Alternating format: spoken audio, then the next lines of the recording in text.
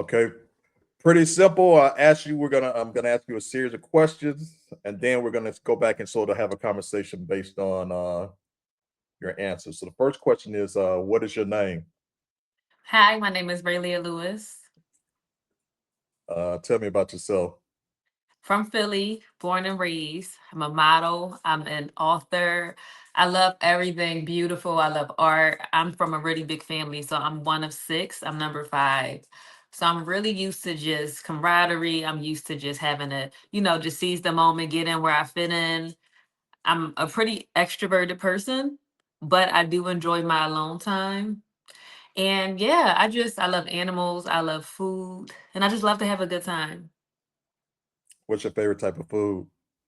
Oh my goodness. So I go through phases. Like I love soul food, like Big Mac and cheese, Yeah, candy yams, but I try to eat healthy, so that's like a treat for me. So right now I would probably say like pizza.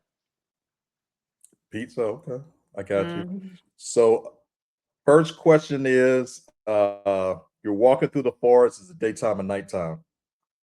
Definitely day because I will not be in the forest at night. Who are you walking with? Probably alone. Alone. Okay. Yeah. You come to an animal that's stuck in a trap. What type of animal is it? I'm gonna say a cat. I'm gonna keep this cute. I'm gonna say a cat because anything else I'm running. So a cat. Okay. Do you stop and help it, or do you keep going? I stop and help the cat. I love cats. Okay. You come to an object. It could be anything in the universe you want it to be. What is it? Money. Money. How much money? Mm. $10,000. Okay. All right. Yeah. You come to a cup. It can be made out of any type of material. What type of material is it made out of? Maybe like bronze, like a bronze tin cup, the kind of stuff like that you were serving, like with a. I love Moscow Mule, so like that kind of like tin bronze cup. I got you. So what's in it? A Moscow Mule. Can that be in the forest? That's cool. Whatever you see, whatever Okay. Is it half empty or half full? Half full. Okay. You come to a body of water. It could be any type of body of water. What type of body of water is it? A river because rivers are always moving. A river, like a big river, little river. A big river. Describe it. Something maybe like a A big waterfall river. somewhere, but like a moving river that's like flowing and just moving. I got you. How do you get past it? I can't swim. Maybe I'll walk around it. Maybe I'll just keep walking and find my way around it to the other side. I'm sure there has to be like a bridge or something that gets you to the other side. So I would have to find that. Walk around it. Okay. hmm I ain't getting in. You come. You're not getting in. Mm-mm. Why not? Oh, because. Cause I can't swim. Okay. Okay. Well, you come to a wall. How many feet tall is the wall? Oh, 4 feet. I'm taller than I'm about 6'1", so I'll say 4 feet. 6 foot one. Yeah. Um, is it hard to get over or easy to get over? Um, 4 feet. It's probably hard to get over. I've never had the best upper body strength, to be honest. So it probably would give me a challenge, but because I'm taller than it, I make my way over. I get over it. Okay. I know you get this question all the time, but did you play sports when you were younger or anything? I did not. I got scouted for a basketball game. I started. They made me the center. I was worried about how I looked, my nail color, if it matched my jersey, my jewelry. So that should tell you everything that you need to know. And after I did not hit the ball, I just sat out for the rest of the game and I never went back. So I'm not really athletic. I got you. All right, I got hmm you. And I apologize for asking because I'm sure you get that That's question all the okay. time. You just said No worries. the upper body strength thing, so I just wondered. Mm-mm. Okay, you said it's hard to get over. Once you get past the wall, what do you see? Oh my God. I see land. Maybe I see the exit, the way out, where I was looking, like where The I way was out of. trying to get to. Like, when you're going through a forest, there has to be a destination, right? Like, so I see, okay, that's my mark. That's my landmark. Okay. All right. So you said it's daytime, so it's hmm something that you're afraid of. What are you afraid is in the dark? I would never be in a forest. I would never choose to be in a forest at night. The bears, the wildlife, what's lurking, I just would not feel safe. So I would probably take a walk through something like that during the day where I felt comfortable. Okay, so the danger, The and you potential feel danger, yes. danger, Hmm. potential danger. Do you feel like you're afraid of uncertainty or Absolutely. more just I'm definitely one that's afraid of uncertainty, but I always challenge myself to like forge ahead and do it. But like a forest, why would I be in a forest at night? I'm from North Philly. We ain't got no forests. Like, or not, no, thank you. I just would never do that. Like, life that's just is not my thing. I feel you. Well, just looking at it from the perspective of life. Life is a forest. We're traveling, we're Yeah. trying to figure it out. And Yeah. that perspective, danger, like you said, animals and just the uncertainty of what could be there. Yeah, the safety. I'm a Uh, woman. You got to make sure there's no creeps around. You just got to protect yourself and make sure you're safe. So but I get what you're saying, like figuratively, life is a forest, but thinking about it from like the way you're asking the questions, like I would probably venture there when it made the most sense. I would take a calculated risk, which I've had to learn how to do in life. what is the what would be the calculated risk, or what is the calculated risk? I would probably go prepared. I would probably have some snacks. Probably make sure that I would, I had some water. I would go during the daytime where I knew I had enough time to get out. I just went and just forge ahead in those elements. Like I would want to make sure that I was okay, that I could survive I anything got that you. could potentially happen. I feel you. So you said that you be by yourself. So do you feel like you're sort of on your own now, that there's no one that you could really depend on, or Yeah. Yeah, I'm pretty much of a loner in a lot of ways. Like I'm really extroverted, but I spend a lot of time alone. So in a situation like that, I could not imagine who I would want to be there, which kind of sounds messed up, but like I'm very much a do-it-yourselfer kind of girl. So when it's time for me to tackle hard things, I normally am like praying to God, talking to God, and like willing to do whatever it takes to get through it. Rarely do I reach out to a relative or to a friend to assist me. And I'm not saying that's a good thing. I'm just saying that's the way that I normally like function. So like when you ask me the question, I can only think about like me against me, like me taking me through that experience. right? What if you didn't have a choice and you had no place else to turn to? Who would you turn to? My mom. Your mom. Okay. Yeah. Um, you said the animal was a cat, like a house Yeah. cat. Yeah, I would prefer a house cat. I would prefer a Now, house cat. so the animals are how you see people. So how would you connect how you see people to a cat? I feel like cats are beautiful. I feel like they're fierce. Like they can protect themselves, but they can also be like really nurturing and affectionate and safe. You just got to make sure you don't mess with them. Normally, they will not mess with you. What I like about cats is that they demand their respect. Like you feel them. Like when you walk into a room, the cat's presence is always there, whether you're a cat lover or not, and you have to kind of like move around the cat. I've had a cat my entire Okay. life. They're independent. They don't need you for a lot. But when they need you, they will let you know. And then a lot of times cats also prefer their alone time. They like to sleep. They like to go in dark spaces and recharge and do whatever it is that cats do. So like they are normally out the way unless they're needed. Okay. I got you. And you said you'd help it, so you're a pretty helping person. You feel like, Yeah. Yeah, you for are sure. willing or want to help people. Absolutely. Okay. You said the object was money, $10,000. That the object is what you want most of the world. Now, money is very understandable that you want money, but then you could have any amount of money and you wanted $10,000. Why $10,000? What Because is I was that? just thinking, like, why would there be like, I mean, and I could have made it in my make believe world because it's hypotheticals, but I was thinking, like, why would there be like a bushel of like millions of dollars sitting in this open space? So I just picked a number that came to my mind. But yeah, if I could choose any object, you give me that kind of choice, give me the money. Go get my hair done, go to the spa, get a facial, get my nails done, have something nice to eat, some wine, maybe a Moscow Mule. Oh, okay, so 10,000. It could have been 5,000. It could have been 5 million. Why 10,000? What would $10,000 get you?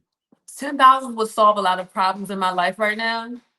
And I don't know, Okay. it just was a random number that really just came to my mind though. Like it wasn't a lot of thought put behind it. I was just like shooting from the hip.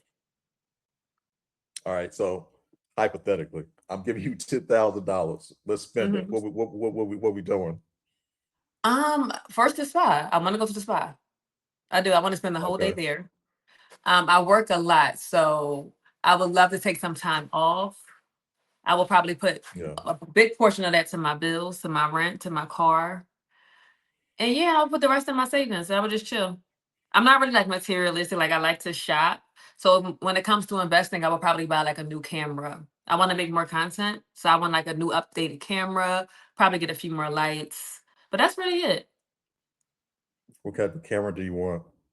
Photography camera. So right now I'm using it's like a Canon 80D. I would get a newer model. I had it for like the last 5 years. So it takes good pictures. But you know, Okay. you want to graduate, you want to evolve. Right. This is like a dream one you have, or just just upgrade. Like an upgrade, just more like a hobby. I just like to do things proficiently.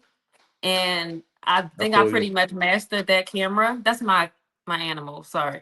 But I pretty much mastered my camera. So at this point it's like, okay, how do I take my content up a notch? Like how do I get better quality video? How do I get better photos? So in that regard, it would just be about getting something better. But I'm not like a professional photographer, so I don't need.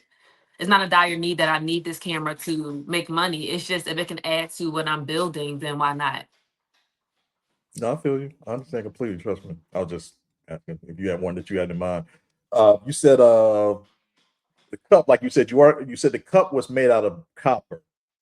So Yeah. like you said, it measures your materialism. You're not, well, judged by the question, you're not a very materialistic person, but I guess Mhm. more of the valuable things is the not even the pragmatic use of them, but I guess the enjoyment of them. Like you connected it to something that you enjoy, like a Moscow Mule, that type of thing. Yeah. The Yeah, I'm really big on like finding joy in my life. And I think that joy is a birthright. I think it's inherent, but I think that we kind of lose the sight of joy because we're so caught up in like becoming.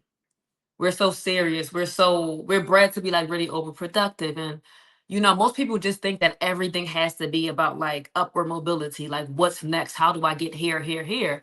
And I'm like, yeah, you can get here, but like you also gotta like stop and like smell the roses sometimes. Like, how do you find joy? You can find joy in nature. You can find joy. Like when I'm having a bad day, I buy myself something sweet. I buy myself something that I like, something that makes me happy. It's small things. It's not big things. It's not a BMW. It might be a cupcake. I don't eat cupcakes every day. A cupcake is a treat for me. So when you ask that question, I thought of something that made me feel good because I believe that I deserve great things and I like to feel good. And you can feel good from the smallest things. So like I always love a Moscow Mule. I feel you absolutely. So I guess that answers the sort of the it answers the second question of just sort of your approach to life. Yeah. It's like what's in the cup, and just a Moscow Mule, and this is something you find enjoyment in, and just like you Mhm. said, life is about finding the simple joys in life. You know what I You mean? Like, have we all have to. our aspirations. Right. Yeah. And you said it was half full, so you're a pretty positive, optimistic person. Yeah, I mean, I'm human. I have moments where I'm like, God, what's happening right now? You told me this, I have my moments, right? But I've learned the older I get to pull from like that strength of optimism because you have to always have some kind of hope, right? To be apathetic is like nothing. It's like empty. It's like why are you even here? Like there has to be a reason why you're here. So while I'm here, how do I dance in the rain? How do I seize the joy, the love? How do I have fun? How do I wear pretty dresses and make myself feel good, regardless of what's happening in my life? So that's kind of how I like to live my life. I had a consultant for a while and she was trying to like push me to do like all of these things. She was very driven, and I'm very driven. But when we did a human design chart, that she kind of put me onto this whole human design stuff. I'm not really like versed in that stuff. I'm Okay. more like Christian, and I pray to, I read the Bible. I pray to Jesus. But she put me onto like this whole like human design idea, and what she realized about me was that I was more of like a need motivated person. So for her, Okay. everything was about like money and how do you get more and more and more. And I was like, well, what do I need in this moment? Do I have what I need? Then I'm okay. So that's kind of how I No, I feel you. live my life. Is everything fixed? Is everything going good? We having a good day. I don't even know what a human design is. That so like a vision board or something, or It's what is not it a like? vision board. It's this concept. So you take this test. It's like humandesign.com. You take this test. It's for the real like deep spiritual, like grand rising kind of people. And I ain't that deep in it. Okay. You know what I'm saying? But she was like Yeah, I really feel like you. driven by this concept that someone obviously created. And it kind of like broke everyone down to like their fundamental purpose, like how they see the world. And it uses your birthday. So you have to be like into astrology. You have to know like when you were born, like that kind of stuff. And it basically Right. comes up with this chart that will help you get to the next place in your life. And I'm not gonna lie, it was pretty spot on for me. It was pretty spot on for me. Okay. Like what the chart said, because the chart is like the human body. That's why it's called human design. And everything that was lit up, the chart is lit up wherever you whatever kind of person you are. So if you're more of a thinker, you're more logical, then the head part of your chart is lit up, right? My torso, my core was lit up. I'm really sensitive. I'm a feeler. So for me, everything is about how I feel, right? So that's why when you ask that question about Okay.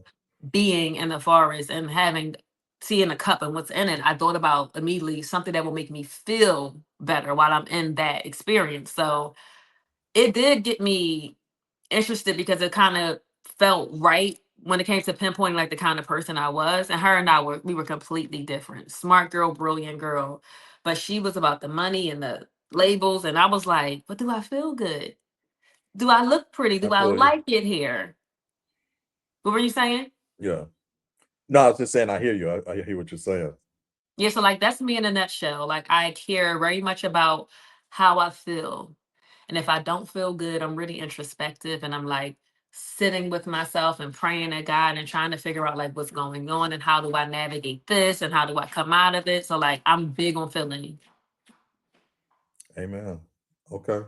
Um, you said the body of water was a river. So Yeah. the body of water, a large river flowing and goes to a waterfall. So it sort of connects to your passion, love, level of passion, love. So I guess a river, it's like a river isn't really like well, I guess maybe an ocean isn't either, but it's a pretty large, you say it was pretty large, it's pretty Yeah. flowing. I guess it's constantly moving. How Yeah. would you Rivers connect that constantly to move.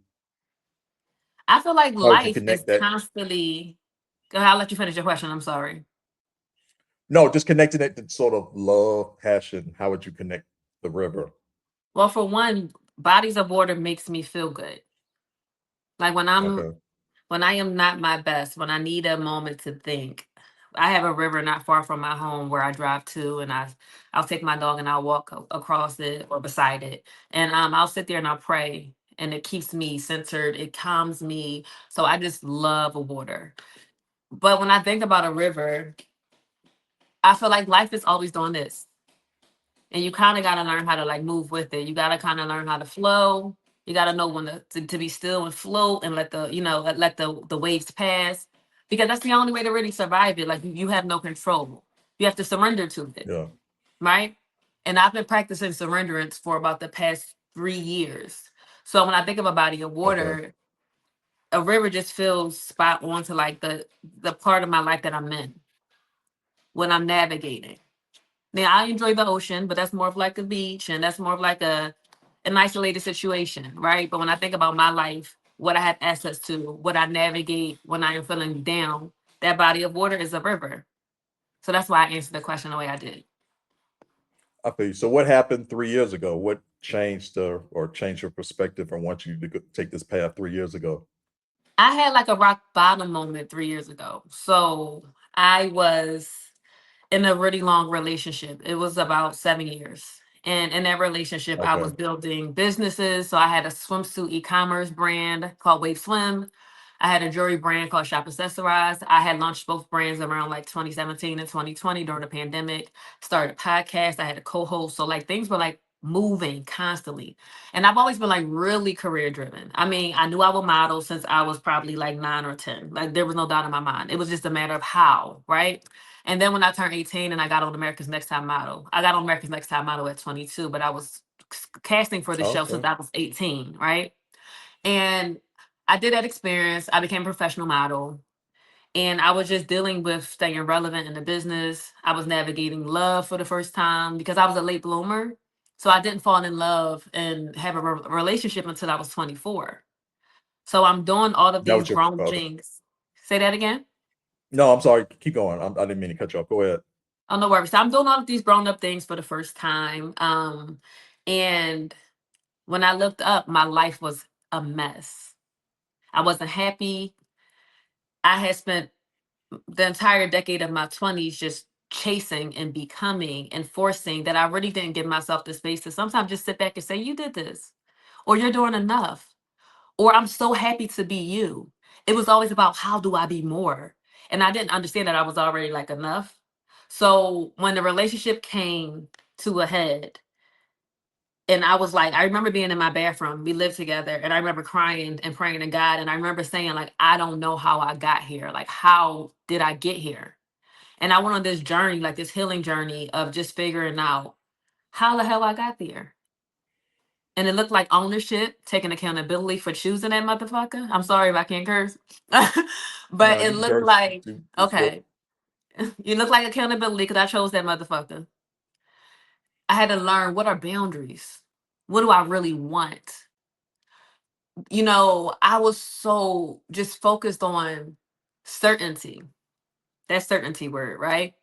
And I remember Right. my ex, when me and my ex, when we were breaking up, we had a lot of conversations during the breakup, and he was horrible. So when I found out who he was, it was like disgusting.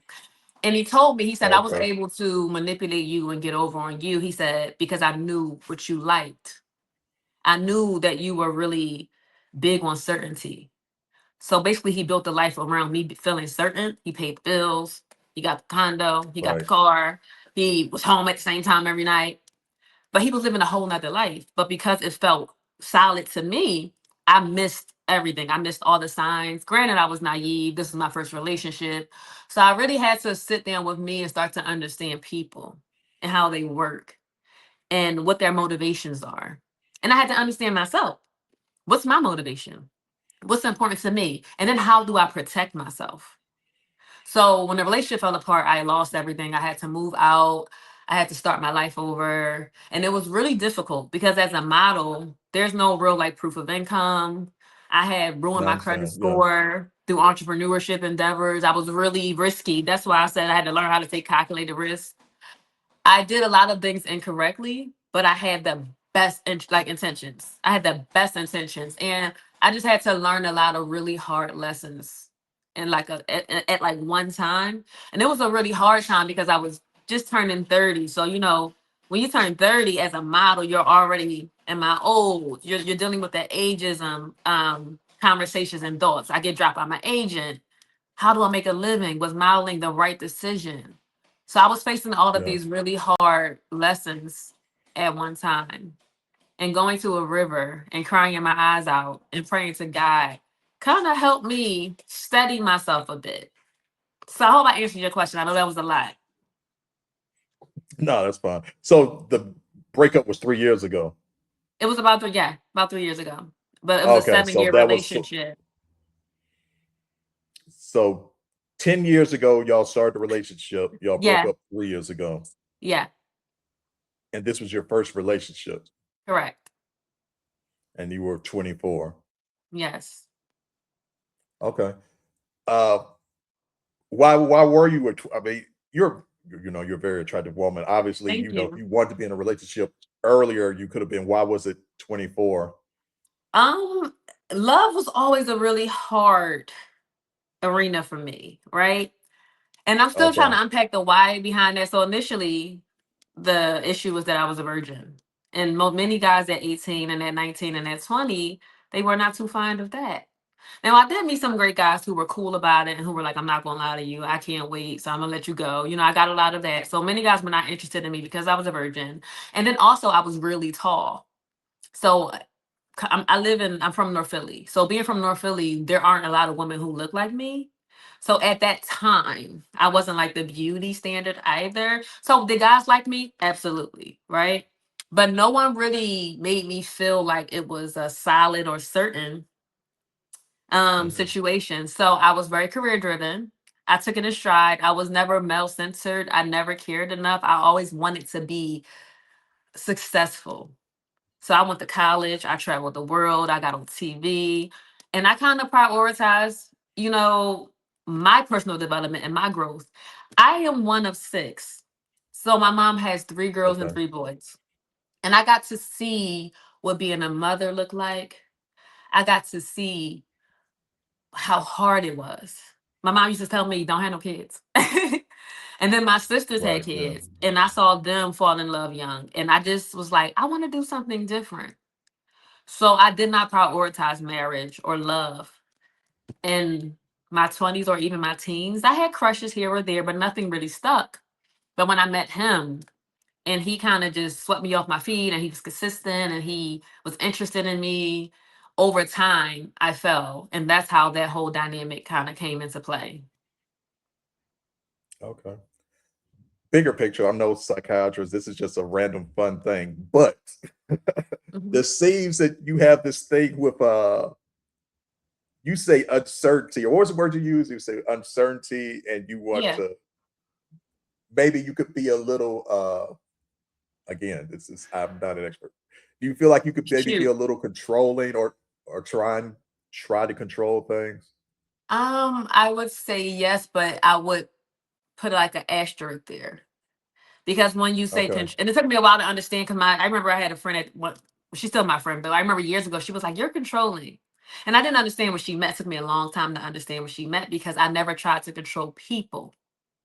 Like, I'm not the girl Okay. in relationship that's like, "You can't go here, you can't do this, you better call me." Like, I'm really low maintenance when it comes to, or more like secure when it comes to like you having your life, your friends, your things. I'm big on like letting people be them. So I couldn't understand what she meant. It wasn't until I started having panic attacks, right? And I started to have them Okay. excessively, like chronically. And I would have them when I was traveling on planes, on trains, to the point where I stopped traveling because I was like, I need to figure out what's going on with my mental health. I realized that the crux of my panic attacks was the fact that I wasn't driving or operating the vehicle that was taking me. And I didn't Okay. feel safe because I wasn't, like, if I was driving in 2 hours, I was cool. If you were driving, I was not okay. So I started realizing that I had some issues around safety, around feeling safe with other people. And that's when I started to be able to pinpoint where I was controlling. But it was a tricky thing for me because, like I said, I was not like, I don't drive the car if you're driving, and I'm not like, turn left, merge. I kind of sit I back get and it. let you do your thing. But there is something in me where I just want to control like my life, like my outcome. Like, I want to know, like, where are we going? What's happening? Right. What's on the other side of this? What are your intentions? And I think all of those big questions, they're always like in my mind spiraling sometimes. That causes me to have the panic attack. So I had to learn how to even navigate panic attacks and how to live my life in a way where I wasn't having them anymore. So there's definitely an element of control, but not in a way that I think many people would think. It's that's deep. That's I don't know. I'll tell this story. Okay. I was I was married, and I can't believe I'm telling this. I was married, and it was really the first time in my life where, and I was younger. I was, it was low, and it was the first time in my life where she did not care what I did, and I was like, wow, like it sort of, and this is something I've realized with age, which is, but she did not care what I did, and I was just like, dang, I never had a woman who didn't care about what I did, and I really realize it now, just dating people now, the text and into this, and where is this, and you were looking at this, and why are you friends? I'm like, but she didn't care about what I did. And then I did this one thing, and she found out. And she found out because we were sharing a computer, and so we would how you open your email, and like it stays open. So anyway, she found out because I wouldn't think, because I didn't think she cared. Uh God. So I didn't think she cared, but she found out about this thing. And then what I realized later though was she didn't care what I was doing because I wasn't doing nothing. But she knew I wasn't doing anything. You see what I'm saying? It's even a bigger level of it's like if you create an environment where you don't have to worry about anything, then it's like you don't have to really be controlling. I understand that. I just think life is such a journey, right? And when I you get know. into Good. relationships of any kind, they're mirrors, right? So they are Okay. always showing you who you are. Right. But it's not something that we're taught to understand. Like when people say Mm. you attract what you are, what does that mean, right? Took me years to understand what that meant. I was betrayed in my last relationship. I'm not a betrayer. I don't cheat. I've never cheated on anybody. I've never been cheated on. But then one day I understood it. But it's the process, it's the journey. I never betrayed him, I betrayed me. So he's mirroring me in a sense, right? Like every time I stayed in a relationship that I knew wasn't right, I was betraying myself. Every time I compromised too much, I'm betraying myself. I'm betraying myself. And he had this thing where he always felt like I was too strong. He didn't like it. He told he Say that told again you for me. that? Yeah. He told okay. Yeah. So that was a really a point of disdain for him. Like you just too strong. Right. And that became something that I was like, where I almost started to make myself a little smaller. Like maybe I don't say everything. I'll hold that. I won't use my voice. I'll be not submissive, but just more agreeable. Okay. And the more agreeable I got, the more audacious and the more disrespectful he got. So it taught me a valuable lesson that if someone has a problem with your light, with your voice, that ain't for you. They not your person, right? You trying to Right. water yourself down and not be all of who you are to appease someone, because being strong is not abuse, it's not hurting anybody. So that's not something I think a person has to change, right? But being a woman, I Right. think we live in a society where like if a woman is too opinionated, if a woman is too outspoken or too assertive, it's like this thing where it's like, oh, you're too masculine, or oh, you're too much, or and I feel like the world almost wants to punish you for being that, right? And when I was allowing him to make me smaller, I started to cough up blood. And I went to the hospital one What day do you and they mean did you the whole, like I'm coughing up blood when I'm not using my voice. I'm not protecting myself. I'm not asserting myself anymore. Like I'm in this relationship. He's making all of these rules 6 years in, and I'm allowing him to make these rules because I want to be in a relationship. He's deciding what we're no longer celebrating. He's deciding what we're no longer going to do. And because I'm in it and I think he loves me, I'm like going along for the ride. It started to have I got you. physiological effects on my body where I'm coughing up blood. I'm You're having literally IBS. coughing up blood. Literally, I'm Okay. dropping weight like I'm sick. I'm going to the hospital thinking that I'm physically ill when really I am in Okay. an abusive relationship and I am not standing in my light. I'm not standing in my authenticity. So I had to learn how to do that again. Because when you leave a I feel situation you. like that, you're kind of trained in a sense to play small, to be different. I had to learn I how to feel- practice how to be strong again, how to trust myself again. So when we think about like certainty and the evolution, it's a journey because sometimes we're not always conscious or aware of what's even happening. Like my eyes was not open to what was happening until I was in my 30s. I had been with this person since I was 24. So I have to go back and look at everything I did and everything I participated in. That's the accountability to figure out who are you, who do you want to be, and how do we never get back here? And also, how do we not I feel become you. this person? Because I never want to treat anybody like he treated me.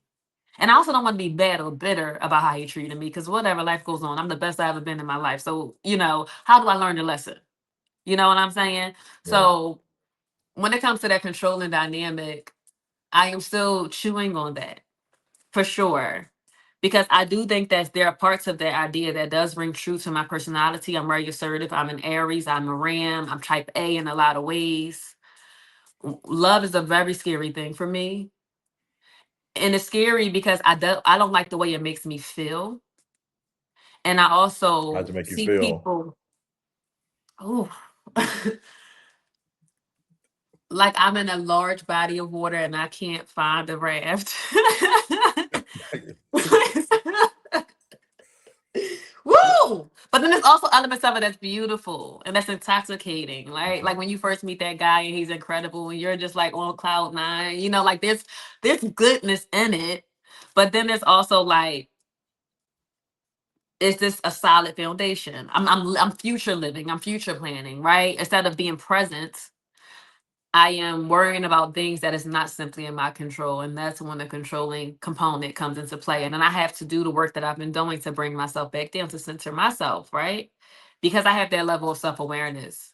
I have not struggled and bled on anybody else when it came to that kind of stuff. Like I know how to regulate myself.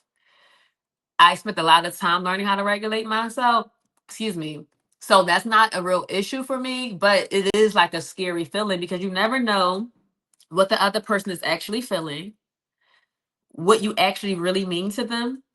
And I was in a situation with someone who was telling me one thing and was a completely different person. So there will always be a part of my mind where I am like, is this real for both of us or is this just real for me? You know what I'm saying? Like I think like that's I the feel you. Yeah. fear. Yeah, like that's the fear of love. Like there's no, I feel like it's like it's all risk. There's no guarantee. It's like you're just hitting the slots. You have no control when it comes to love. Okay. Well, you said the anxiety thing with so before the relationship, before like I guess the traveling thing, what were you concerned about controlling? Where do you feel like it came from? Or what Poverty. did you I feel wanted like to get out wasn't of in your poverty. oh, okay. I wanted Okay. to build a life where I didn't have to struggle for money, where I could have nice Right. things and just sit back in a beautiful home and just say and feel like I'm living a good life.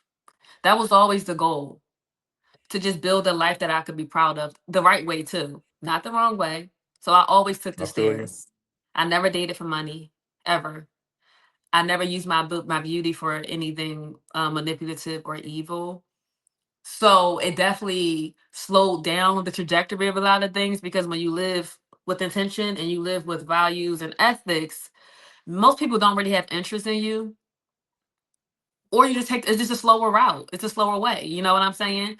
So I have had to even navigate that decision of being like, yeah, I probably could get it faster if I went that route, but I wouldn't feel good about myself if I did that. And what's Why you most say most people important, sorry, say it I'm again. sorry, why you say most people don't have interest in you if you do that? That's what when you're talking to men or when you're talking or even women. Oh my God. Like when I talk to women in business, women contact me online and they're like, oh, we should come together. We should start a business or we should put our heads together. And then many times the women are like trying to like position themselves at like 5-star restaurants and meet rich men and try to date the rich men and use the rich men for their power and their status. And I have zero interest in that. So they feel offended or they feel judged or they start to berate me and make it seem as if there's something wrong with me, that I'm not smart enough because I don't want to use men for money. So I Okay. felt that a lot from women. With men, I feel like many men are operating from their own self-interest. So I think that when they meet a beautiful woman, they don't know you to really care about you. For the most men, the majority, not all men, they're outliers. Let me preface that, right? But many men are trying to experience me. So when I come in and I'm like not giving it up too quickly, or I'm talking about deep stuff and I care about who you are and I'm not that impressed with like what you drive or what you do, but like who are you? How are you when you're angry? What do you care about? Do you believe in God? They don't Most of them don't want to talk about that. They want the short term, Okay. the surface stuff. They trying to experience you, have a good time, be in and out, whatever. And that's not who I am. So I find myself struggling in that component too of like sometimes I feel like I'm too deep for people. Okay. But I've learned to not be ashamed of that and embrace that, because to not be my full self will put me in a lot of dire circumstances and situations, and I've done that too. So like I have to stand in that and be okay with that. But it is something that I pick up on a lot when I am navigating rooms, when I'm talking to people. Like I said, it could be women. Women get really offended And I don't know, like they just don't like when I'm not like, let's use the guy for all his money. Like they get mad at me sometimes Yeah. when I'm like, oh, I actually want to like the guy I date, or I actually want to be attracted to him. And they're like, no, you like who like you. And I'm like, yeah, but like I think I can get a guy that likes me that I like as well. You know, like, do I want a guy Right. that Yeah. has a great life? Absolutely. But do I want him only because he has a great life? Hell no. I want to like him. I want to like how he looks. I want to like who he Yeah. is. You know, so I run into that a lot with women. No, I feel you. I feel, I mean, it's easy to understand. I was just wanted to hear your perspective of just, I think we've just, the world has become a lot more, what is it? Pay for play. I think it's a word people use now. They say But transactional, we're in a transactional, we're in a transactional society. yeah. People say that. And I feel like, sometimes, guys be like, oh, she only wants you because of your money. And it's so like, but do I really like her? Like if I'm getting someone because of, do I really like them as a person? You know what I'm saying? And it's Mhm. just like, and it isn't just like the dynamic of men and women, but just everything is just become that way. And I really don't know why that is. Why it's become seems like maybe it's just more transparent now, but I don't I know think it's what's fair too. Because, is like there I said, more. love is scary, right? Many people don't even know how to love. What does that feel like? What is love? When I got out of that relationship, I had to do that unpacking. And I come from a two-parent household. My parents are very much together. So I didn't see dysfunction in my household. I didn't see abuse. I didn't see a man that didn't like a woman or vice versa. I saw the team. I saw a partnership. And then when I look at my relationship, most of the time it was also that we were friends. We had a lot of fun. We did not have a terrible life. The 7 years we were together were not horrible, right? I was really naive though. So I never considered him cheating on me. I never looked for it to the point where it made me impaired or where it dysregulated me. I was career driven. I was going to New York. He was home doing his thing. We had full transparency. He had female friends. I had a female friends. That wasn't our dynamic. But when I found out that he was cheating and who he was cheating with and how many there were and how he was doing it, it it fractured me because it was like I didn't see it coming. I did not expect it. I thought he was my friend. So then I had to start to look back at like what were the signs that I was missing? And there were signs. I just didn't know any of them.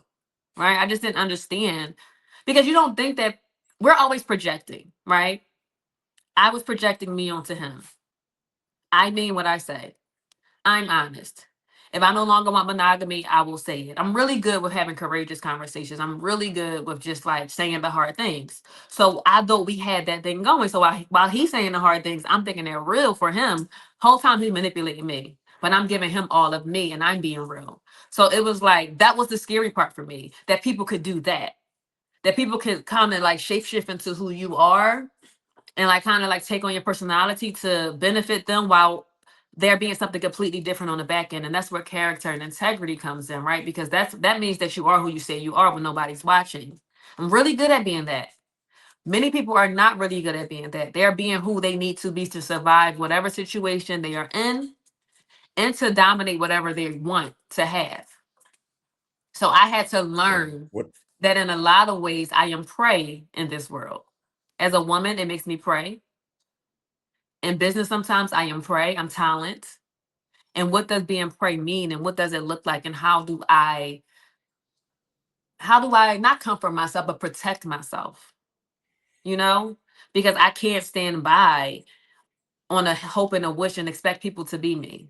Because I want to live my life taking the stairs and because I want to love people and be honest and be integral. That's what I want. But that's not most of the world. And I had to take off the rose-colored glasses and accept that. And it was a really hard pill to swallow. And now I am navigating what does that mean and what does this look like? When I meet somebody, I have to ask questions now. What do you think? I have to look at body language. I have to, and maybe you might see that as control, but like I have to do those things to protect myself because people pick up on your energy. People can smell you. They can read you from a mile away. And when you are not the kind of person that is trying to dominate people and use people, that can sometimes leave you vulnerable to the users and people that want to dominate you. So I'm just learning how to swim in this forest, not or walk in this forest. Basically, there's a lot of elements that are foreign to me that I am learning about. No, I understand. I mean, I guess that goes back to the first question of like, what are your afraid in the dark? It's just, predators, like you said, Yeah. the danger of people uh hunting you or, Literally, that even in type of dynamic. friendship, even in friendship, I was so nice. I would let anybody that was a model and that seemed nice in my home, and now they dating my man behind my back. You know what I'm saying? Like, I've had real experiences where I've had to let go. Like, when I broke up with my ex, I let go of probably 95% of my friend group. Women I had been friends with since I was 15, 14, because if they were not dating him, they were horrible to me. They were enjoying my downfall, not being supportive. And when you have something like that happen, when you are betrayed by the person closest to you, it makes you take inventory. It makes you stop and look Yeah. at everyone around you and ask yourself questions. Well, who am I choosing? Who are these people? That person doesn't like you. Look at what they said to you. And I started to see a lot of people pleasing elements that came from me that I never thought was there, because I've always thought myself to be pretty assertive. I was never afraid or shy. But when I love somebody, who am I? When I want you in my life, do I justify things? Do I act like they're not there? Do I give you the benefit of the doubt? How much grace am I willing to extend before that's done? So, like, that's the work I Yeah. had to learn how to do. I get it. I mean, I guess we ought to do that. Like you were saying, what do they call it? Mirroring. People mirror you. I guess that's a way of Yeah. you like I like it. If you like it, I like it. Yeah. You like basketball, I like basketball. You like ice cream, and then people uh I was gonna I wonder what didn't want to keep up with this, but do you feel like he was a narcissist? Like, people use that word all the time. So I just wondered if you felt like he was a narcissist. Good question. Now I thought about that a bit. I ain't spent a lot of time there, but I did. There were Okay. similarities, but he did appear to have remorse.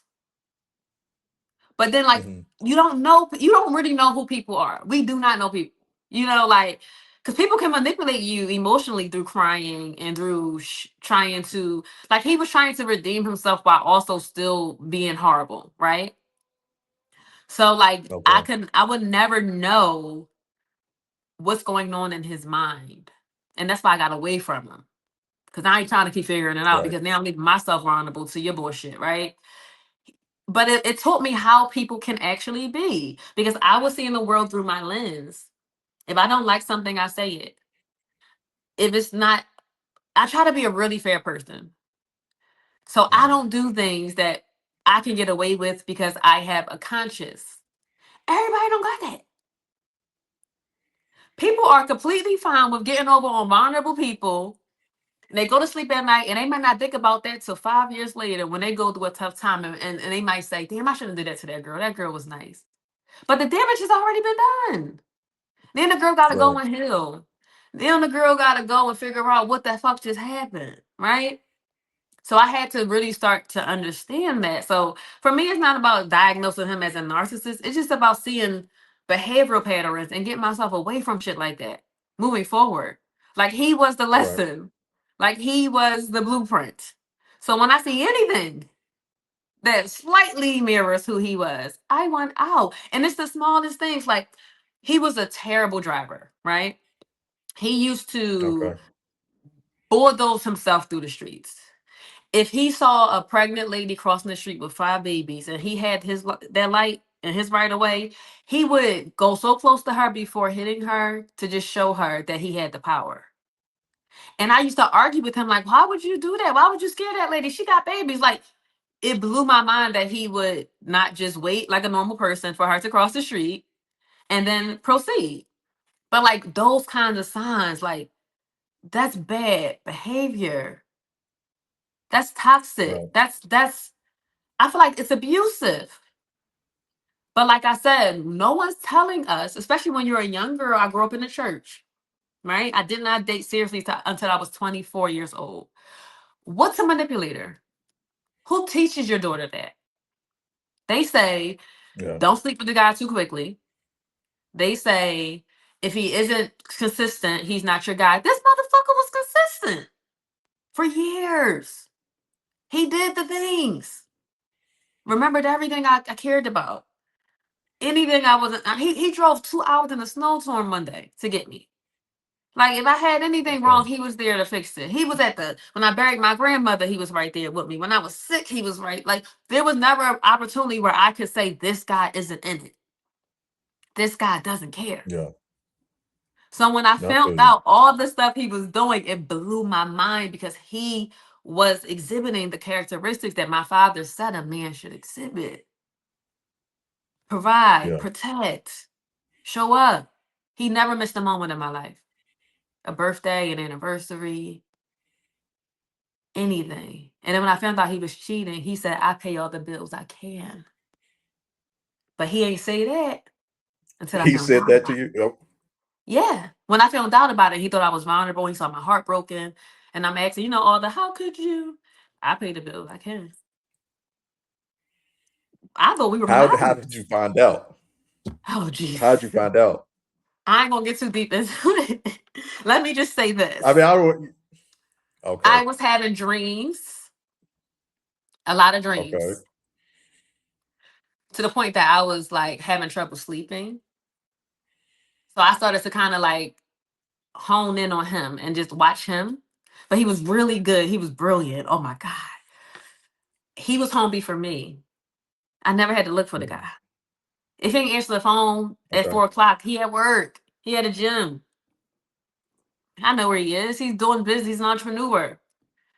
So there wasn't a lot of things happening where I was like, he's standing me up. He's not showing up. There was none of those things. It was my intuition, my dreams. And then he started to just be a little reckless with how he started talking to me one day. And having girlfriends Okay. who would share experiences about men, because this is my first experience with a man. My girlfriends will always say, well, when a man cheating on you, they get mean to you. They start to be Okay. annoyed by you. And he started to be annoyed by me. But he started to be annoyed by me like once a month. So I started to kind of just clock in and start putting two and two together. It took me a while. And I'm asking him as he's doing the stuff, I'm asking him for clarity. That's how naive I was. I'm like, are you cheating? You're being mean. That was so nice, And he took me to therapy, couples therapy, because I wanted to leave because I thought he was cheating. And we sat there in that couples therapy, and he told the therapist how I was so insecure, how I was making these things up, how he wants to marry me and plan a family, but I'm accusing him of cheating. And he's paying like $300 to $400 a session to lie to a therapist. I mean, this is how far he was willing to go. He shared locations Okay. with me. He did and he was so eager to show me he wasn't cheating that I knew he was. I was like, nah, he making it too easy. It was just something in my spirit was like, ain't no way a man will give you their location. Ain't no way somebody just gonna do that. Yeah. We had already been together too long. We ain't never did that before. And he just was too eager to show me so I just started like just catching on. And of course there was an element where I wanted him to be right and I wanted to be wrong. So I kind of sat and played possum too long, which looking back, I would not do. Like I probably would have left way sooner, but I really didn't understand what I was up against. So I was like thinking that him put me in therapy and him being communicative was him trying to show me that he was in it. When really it was just him distracting me because he was never going to stop. He was just going to get better. And when I figured that out, Right. because I'm very smart, I got smart and I figured it out. Right. Then I was able to put that down. There was nothing else to fight for at that moment. There was nothing else to clear up. At that point I was interested in why. I thought we were friends. It Right. was that. Like, what did you know I was a virgin. Why would you do that to somebody? I would never hurt you like that. What would you do that to me for? And I got more Mm, bullshit and more bullshit and more bullshit. And that was also a lesson. When somebody do something to you, get away from them. Don't ask them nothing. Go away and lick your wounds and pray. So I learned a lot. I got you. I feel you. So like playing basketball, you'll be on the perimeter on somebody and they'll head fake you, or they'll sort of go left, or they'll pretend like they're gonna shoot a jumper, and then they drive by you and dunk, and then you realize you were never gonna shoot a jumper. It was Never. always about dunking. It was And always about the dunk. it was always about dunking. And the question was like, well, how long were you just gonna keep doing this for me? Like how long? Because we Yeah, had made 7 years. How long were you gonna be in this for me? What was I the got you. like? Because he had. It didn't seem like he had any plans on me leaving. So that blew my mind too. Well, yeah, That blew my mind too. Because I'm like, why be so with somebody that you want to do that to?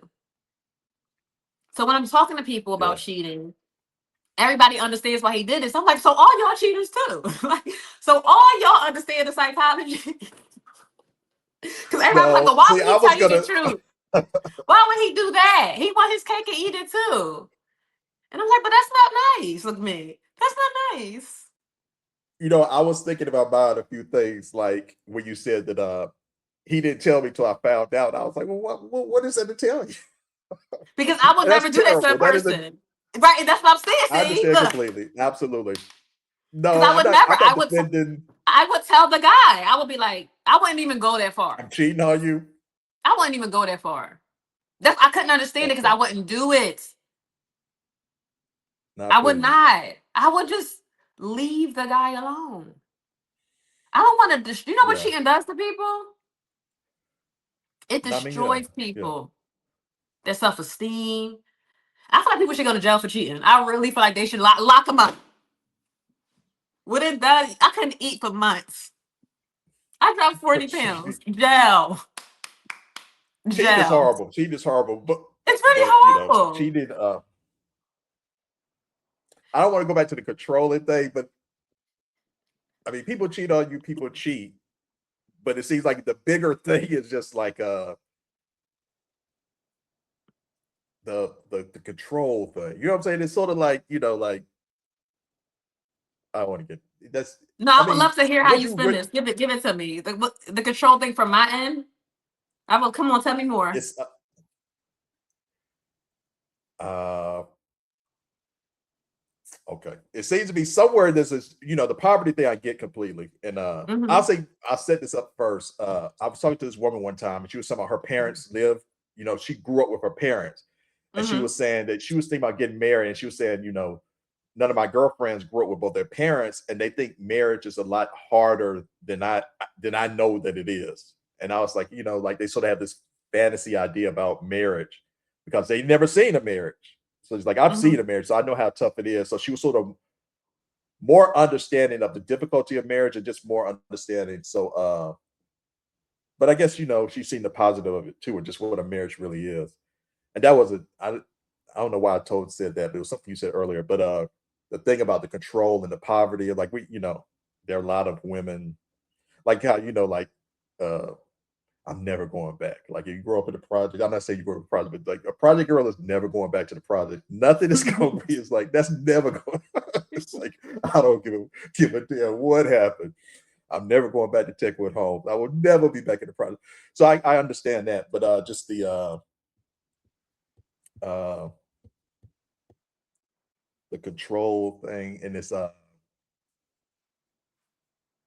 You know what's like I interesting went to through a me? health thing. Okay, I'm Yes, gonna let you ma'am. go. But I Please have a tell me. point that I really want to lay down. I have something I want to lay down.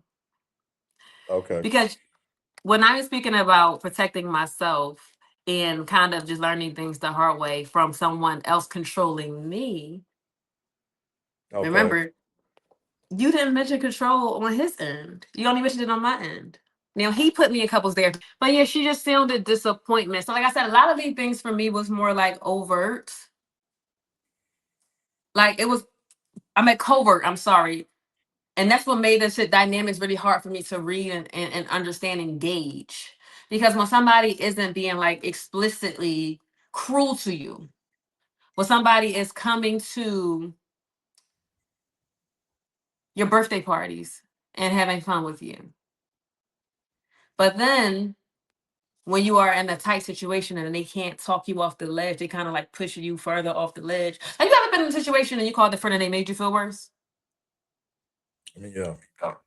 And you knew they wanted you to feel worse? Not that they gave bad advice, but that they kind of like reveled in like the fact that you thought you knew everything and you really don't, and now it's finally you. That kind of energy. You ever felt that I before? feel you. Yeah. That's more what I'm speaking to. It's a multitude of different things. It's not just. I just think that women are competitive, and that sometimes women, especially beautiful women, they don't always do well with having to be adjacent to another beautiful, powerful woman. It makes them doubt themselves sometimes or feel like they're not as special. So, like you said, the analogy you used, the sports analogy, I think you used Magic and and Jordan. You have Yeah. two amazing and exceptional people. But if they are egotistical or if they are insecure, someone will ruin the relationship, even though the relationship is the best thing for them to nurture and grow their crafts. Because if that's your mentor, my God, will you be incredible? Why make that person your rival? Why not appreciate the work that person is doing? Why not? Yeah, I feel you. I know what I guess the dynamic, especially with black people, if there could only be one black Yeah, person, but I guess Tyra Banks talked about that, like the way Naomi Campbell treated her, and that there was a period, I mean, just with everything, but with Marlon, where there was only one black girl or only one, whatever it was, and that you feel like that's changed, or you feel like that's still sort of the thing of there can only be one that has uh definitely changed. But even if the system has changed, it's about the heart posture of each person. yeah, And that's like individual work. Because even if there is enough room, people will find a reason to be offended or competitive, even in a space where we both have the same advantages, right? That's just human nature for many people. It's like you can give us the same car, but if I decorate mine a little different and you like my vibe, then you got a problem with me. Like people can be jealous of you for things that you don't control, like how somebody likes you, how you look, how you can navigate a room, your charm, your charisma, the fact that you can do hard things and they can't, or they never attempted to, or they didn't know that they could. Because I've had that issue a lot too. Like I always knew that I had some kind of agency. Even if I didn't always stand my ground, I always knew that somewhere I had agency. And when I talk to women about agency, even when it comes to like sex, there are women who have had so much sex that have never had pleasure, right? And I okay, say, well, why is that? Oh, I'm the pleaser. I want to please the man. Why are you just here to please him? You're supposed to enjoy this too. But women yeah, are afraid to ruffle the feathers. They're afraid to shake the table. They're afraid to say, do it to me like this. I want it like that. They're afraid to right. lose them. They're afraid to hurt them. I want to have the conversation because I like you, nigga. Do it like that. I can, Women say that all the time. I've never really had that experience. Women have been more than willing to tell me what I need to do, and I'm sort of like, where are all Yeah. these? That's courage that Where every are all woman these women doesn't who are have. so Every woman don't have that kind of most courage. definitely, man. Some Because women can't the say women it. I Some do have women been just want the man. Some women want the man. They want they just want the man to be happy so they can keep the man, that they forget about their own happiness and their own well, pleasure. most definitely have not found these women because women have been more than willing to. Yo, we need. Anyway, And that's I don't want to healthy. find a woman who. That's I great. mean, You yeah, want a I woman that agree. wants to tell you. Because I want you to Absolutely, tell me what you like. absolutely, yeah, Let's yeah. talk. Same. It's yeah, yeah. I was really sort of messing with you about that, but it's just like all these women always say, "Man, we're just," and I didn't say anything, and I think this like I didn't come. It was like, all right, give me a second, hold on this. Like I haven't had those experiences. Women always telling me I ain't shit. It's like, yo, get it. Last time it was like, all right, whatever. Anyway, so you said once you got past the wall, you saw a The freedom door. land. I saw maybe I saw what I was always searching for. The goal, the Like, landmark, the city, home. Well, what are you searching for? Or that's what I'm saying. It's what you're looking for or searching for. Like, what Oh, is the ultimate goal? oh, peace. I want peace. I want joy. I want love. I want pleasure. I want stability. I want to know that I'm okay. I want to know that I have a covering, that I am not out here without safety. And I know most of that safety comes from me. And that's the work I've been Yeah, doing, right? You cannot put that on mhm, another human. That is not fair. Can't nobody make me feel safe if I don't feel safe. So like that's what I want. I'm open to what it could look like. I don't know. I am surrendering to what it could look like. But those are the things that I want. I would love to be a mom one day. I'll be 35 in March. I would love to know what it's like to raise. I think I would be a wonderful mother. how many kids do you want? Maybe two. Two. Mhm. I want to know what pregnancy is like if I commit too much, but I don't want a lot of people in my house either. So like, what are we talking about? Okay, but I think children are dynamic. I think they bring joy. When I was heartbroken, my nephew was a baby. I would go to my mom's house every day just to smell him and just to put him really close to my chest and just feel like the innocence and his Yeah, energy. Babies are healers. I'm not saying, oh, have no babies to heal you because they can't heal you. But what I'm saying is that there's something about a baby, the new life, the innocence, the love. Because when a baby loves you, they love you. And it's like my yeah. nephew, he just started loving me. He like 3. And it took him a while to like kind of warm up to me. And the moment where I saw his love for me change was when I brought him a pumpkin.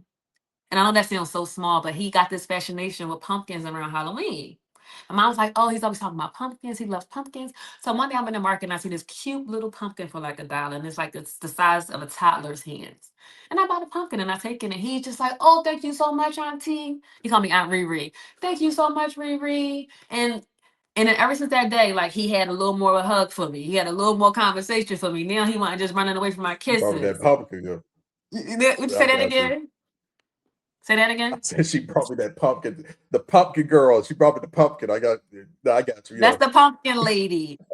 But I saw the same thing with my yeah, other nephew because I got like so many nieces and nephews. But my other nephew, little girls always gravitate towards me and like me really quickly. Little boys always give me a run for my money. I don't know if it's our energy. I don't know what it is, right? But I noticed that my nieces and nephews, the girls always are so. Some of the boys are so, but then there's others that's like, who's this tall lady? It takes them some time, right? So my nephew got hurt over the summer and he hurt himself and I seen it and I just went and I grabbed the band-aid out of my car and I cleaned it up and I kissed it and I became the lady with the band-aid. That's the yeah, nice lady with the band-aid, right? So I'm just watching these beautiful kids just start to identify like who their people are and like who's safe and who they can love. Cause they're people too. They find their people. They know who they like. They know who they don't like. But I just often marvel at that. Like I was just watching them like as they grew to have some kind of connection with me. Like the why behind it. My other nephew, one day we were at a cookout and my brother's best friend slammed his fingers in between like the grill and like a chair. She didn't know. yeah, So he's like inaudibly like he's not making a sound, but he's like freaking out. And I just yeah. innately just jump up and grab him. And I just hug him and I kiss him and I hold him so he calm down. That little boy asks for me probably every day. That little boy find Yeah. me at every family event. He like, where's Aunt Raelia? What time is she coming? Safety. Someone cares about me. Someone wants to make sure that I feel well. I want that's the love I want. That's the love I What? give. I didn't hear No, that. I'm sorry. I didn't want to. No, I was saying you're teaching them love. I mean, all those Hmm. experiences are how they're learning love. I mean, it's a little child. Yeah. And I So think that kids, I feel so bad for kids because I feel like kids come into this world and they have no idea what safety is in many cases. They are not being loved correctly. They are not being raised. They're just being tolerated and just pushed to the side. And when a child is loved, I'm watching my nephew be loved. He's being loved by me, by my parents, by his parents. I mean, He's 3 years old. He hasn't started school yet. He's brilliant. And he's just so loving because he is being every day, you're so handsome. You are so smart. You are so funny. You are so this. You are so that. Because he's all those things. But to hear it and to not have to question, well, am I enough? You already gonna know you enough because we getting you ready. We telling you now so that when you go out in that world, you get that first bruise, that first heartbreak, that first, you fail that first test, you still won't know I could try it again. Because you have been loved. I want to raise children in love. There's so much value. People turn out better when they have love. And that's just the kind of Yeah. person I want to be. I don't want to get too deep, but you said when you said the thing about the kids, when you said the thing initially about always having a cat or always having a pet, I sort of connected that to not, I don't want to say generalize or stereotype, but usually, women who have pets or men too, I guess, but more, I can't, the dynamics I've had with women, it's sort of like, it's a good sign, but it's also like the thing of just, they want to have kids, which is, I mean, all women want to have kids, all people want to have, well, I won't say, but, so I figured if you always had pets, maybe that's what y'all Yeah, I want to just say. wanted to make sure I did the kid thing right. And you can't do it right. I mean, as far as like, you don't know what the outcome will be, but I wanted to at least go into it right, meaning like, probably need some money. Probably got to make sure the man want the babies too. Probably got to make I sure mean, he yeah, wants to, like that kind of stuff. Like whatever happens after we do it right. But I just wanted to make sure that I did it right, that I did it when I could handle it, when I understood the responsibility. You are raising a person. You got to tell them everything. You got to give them love. yeah, You got to give them grace. You got to teach them. You can't beat them every time they mess up. They are here for the first time. They are little people. They don't know what they're doing here. You have to be mhm. patient, So I always just understood it because I was a child before and I knew what I needed. And also, like, I just look at kids and I always be like, I hope you being loved. I hope you being provided for. I hope you being protected.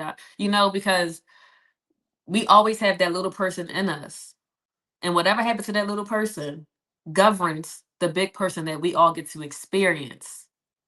Like I'm Do able you to feel like love you because, didn't? say that No, again? I'm sorry. Go ahead. You're able to. Do you feel like you didn't get that in some way, or No. No, I feel like I did get that. okay? Like, was it perfect? No.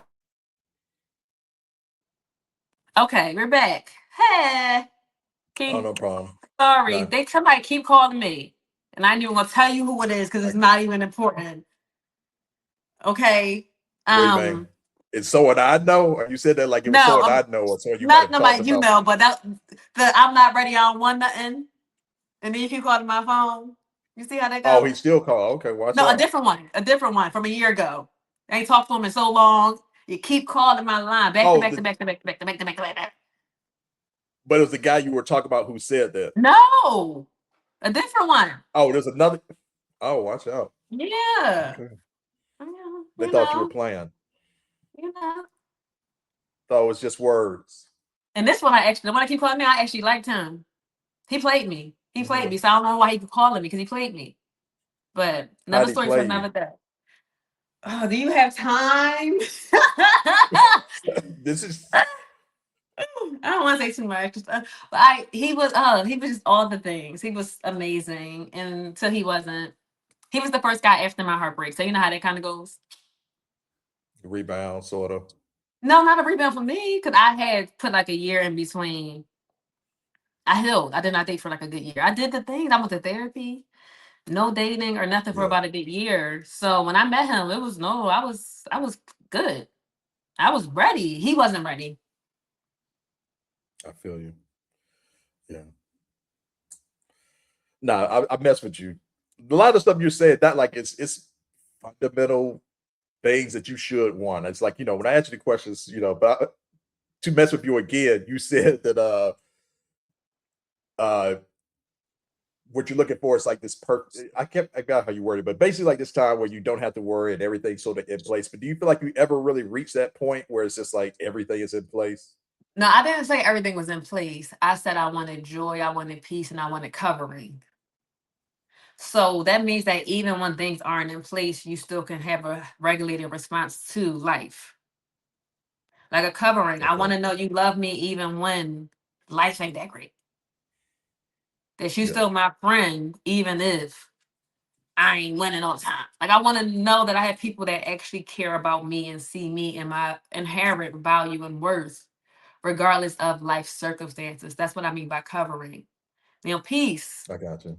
I want peace because as a person who had chronic panic attacks, I know what it's like to not have peace. I want to Yeah. know how to have peace even when things are uncertain. Life will always present uncertainties, right? How do I keep my head grounded? How do I stay grounded even in this chaos? How do I stay calm even in the middle of a frenzy? Right? That's the work I've been doing too. Yeah. So like that's what I mean. I'm not saying there's no way that anything in life will ever be perfect. But I need to be okay even when things are going haywire. Like Right. my response to it has to be healthier. Seems like you're most definitely very what's the word, self-reflective, or Yeah, you're willing to look at yourself. So always. Always. I tell people, tell me hard things. Like, what do you think about my behavior? Like, I want feedback. What are your boundaries? I want your boundaries. I want to know what makes you feel comfortable. I asked a friend that the other day, like she was being a little evasive in my opinion. I was like, yo, let's talk. What's your boundaries? You got something? I did something that you ain't comfortable with? You cool? Was that an isolated incident? Or do you want to have a hard conversation with me? You got my full attention. I want you to feel comfortable enough to be like, Raelia, I didn't like that shit. I didn't like when you said that shit. Tell me like what's on your mind. I don't like passive aggressiveness. Let me know so that I can fix it. Because I always want to fix it. If I love you, let's fix it. Like, let's talk. How do I respect you more? But I want that back. When you want a hot seat, I want to hear that back. How do you respect me more? And people have a hard time with that. They have a hard time with that. I'm yeah. not saying it's everybody. Just some of the people that I met. No, I feel you. I feel you. Okay. Thank you. That was the last question.